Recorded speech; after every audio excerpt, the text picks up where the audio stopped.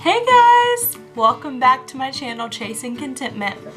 Today you may notice that there's something a little different about my appearance. Today I'm going to be talking about my training for the Disney Half Marathon in November. So, if that sounds interesting to you, please like down below and keep watching. I have had a lifelong goal, a lifelong item on my bucket list, if you will, to run a half marathon.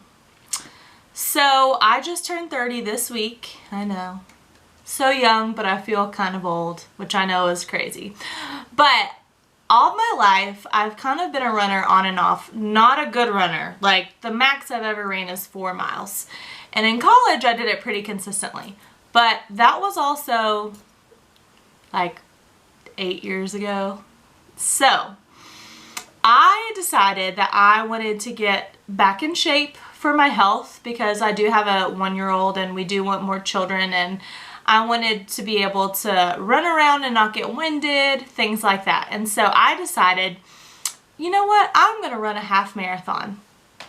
Well, I'm obsessed with Disney. I don't get to go that often because it's very expensive, and before we lived in Virginia, we lived in Kentucky, and so both of those places are a little farther away from Orlando than I would, like to be. But we just have gone probably, since we've been married, probably 4 times. But that's been like because we have family in Florida, and so we would, stay with them and then drive to go to Disney for a day or 2.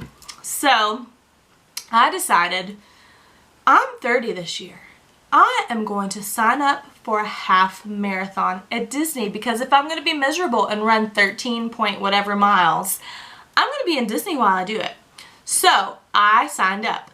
Well, then the coronavirus happened. So I am hoping and praying that they're still going to have it. The one I signed up for is in November, and it is called the Wine and Dine. You start at 5:30 in the morning. That's Sunday. And the evening time, you get to go to an exclusive party in Epcot just for the people who got to run the Wine and Dine. And it's a villain theme, which I'm really excited about. So my husband and I are going to do costumes, so I'll definitely make a video about that when we make it. I wanted to share some tips because I am a very novice runner. Like, when I started running for this half marathon, I couldn't even run 5 minutes without getting winded, okay? Like, I'm very out of shape. So what I did was, 1, I decided to make it consistent. So for the past 2 months, I've been running at least 3 times a week, okay? Now, the half marathon is not until November.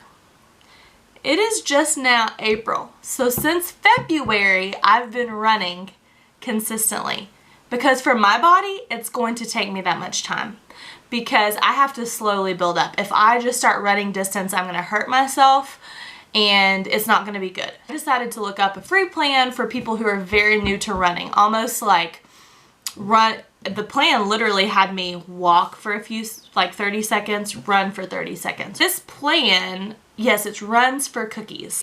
6-month plan, okay? Well, I'm still kind of early. So what I did was, when I started, I just decided I'm going to run, and then when I get pretty comfortable, I'm going to stay on the same week for a few weeks, and then as I get closer, I'm going to build up, because I didn't want to start running super long distances too early and get burnout. Commit. I bought the tickets right when they opened. On days I did not want to run, I thought, I already have those tickets. We're running whether I run or fail completely. So I'm going to go out and run. And it has motivated me so much, because it's money. Like, it's pretty significant amount of money, which we saved up for because we knew in advance we wanted to do it. Another tip is finding someone to hold you accountable. So my husband is actually running with me. That's holding me accountable, because on days that he's like, I'm going to go run, and I'm like, I'm not going to run, then I'm like, well, maybe I should, and it really does motivate me. Another thing is stay hydrated. That's a really important thing that I've realized that is hard for me.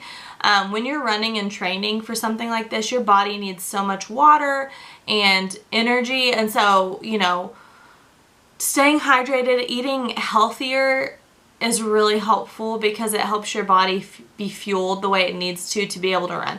If I eat a crappy meal and then I try to go out and run, I feel awful. Like I feel the weight on my body. But if I eat healthier throughout the day and then go run, it really does help me feel lighter, and it helps my ability to go longer of a distance. So that's super helpful.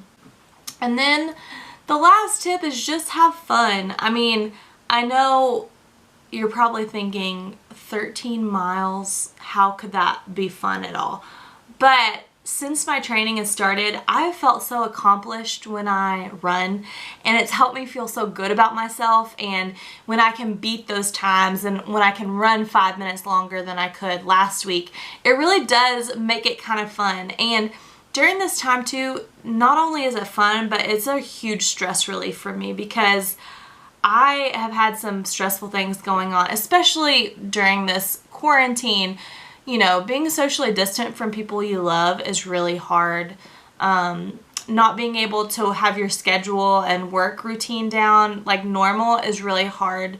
Watching a child and homeschooling for some, that's really hard. And so there are a lot of stressors in our lives, and I think that running has not only been fun for me to achieve those goals, but it's also helped with my stress relief. And so there are some days when my heart is like palpitating because I'm so stressed and I'm on the verge of a panic attack, which doesn't happen often, but it has happened before. I will be like, I need to go outside, and I'll run, and it will immediately calm me down. And my husband was actually having a hard day the other day and was just feeling off, and I was like, let's go on a walk. And so we walked, and it felt so good, and he was like, this made me feel so much better. And so I think getting out of our homes also just helps us feel better. Running has a lot of benefits, and it's fun, and it can also be a stress relief. So all of those things to say, I will keep you updated on my journey. Hopefully I'll be able to vlog about it come November, so be thinking of me. And if you want to do it alongside me, I will try to post the link to the running schedule that I was talking about so you can get access to it that I'm using. And please comment below if you've ever run in the Disney Half Marathon, or if you want to run. Some tips I would appreciate because I've never done it before. If you like this video, please like down below and hit the subscribe button. Thanks, y'all. Have a great day. Bye.